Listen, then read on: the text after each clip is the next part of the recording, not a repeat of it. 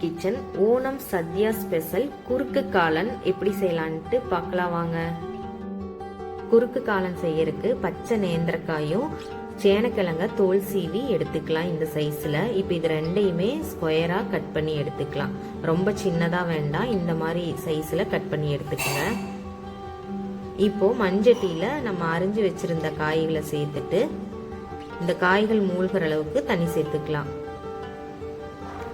இப்போ ஒரு அரை டேபிள் ஸ்பூன் அளவுக்கு மஞ்சள் தூள், நீங்க காரத்துக்கு ஏற்றவாறு மிளகாய் தூள் சேர்த்துக்குங்க. நான் இன்னைக்கு அரை ஸ்பூன் அளவுக்கு சேர்த்துருக்கேன். இது கூட உப்பு சேர்த்துட்டு நல்லா கலந்துக்கலாம். எல்லாம் ஒன்று சேர்ந்து நல்லா வெந்து வரட்டும். மூடி போட்டு வேக வச்சுக்கலாம். அதுக்குள்ள ஒரு தேங்காய் பேஸ்ட் ரெடி பண்ணிக்கலாம். மிக்சி ஜாரில் அரை மூடி அளவுக்கு தேங்காய் திருகுனது சேர்த்துட்டு ஒரு ஸ்பூன் அளவுக்கு ஜீரகம், கொஞ்சமாக குருமிளகு சேர்த்துக்கலாம். ஒரு பச்சை மிளகாயை சேர்த்துட்டு அதிகமாக தண்ணி சேர்க்க வேண்டாம், கொஞ்சமாக தண்ணி சேர்த்து இந்த மாதிரி அரைச்சி எடுத்துக்கலாம்.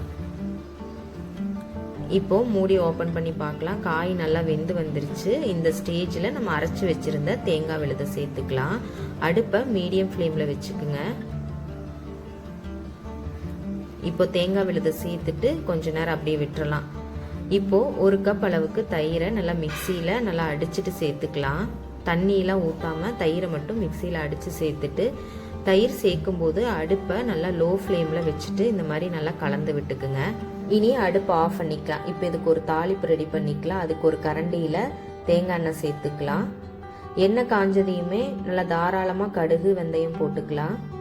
கடுகு நல்லா பொரிஞ்சு வந்ததையும் ஃப்ரெஷ்ஷாக இருக்கிற கருவேப்பிலை சேர்த்துக்கலாம். இது கூடவே ஒரு காஞ்ச மிளகாயை கிள்ளி போட்டுக்கலாம்.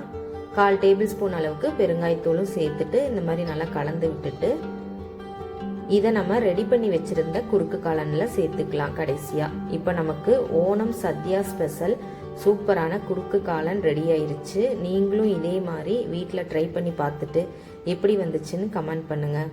வீடியோ பிடிச்சிருந்தா லைக் பண்ணிட்டு சப்ஸ்கிரைப் பண்ணிக்கங்க. தேங்க்ஸ் ஃபார் வாட்சிங்.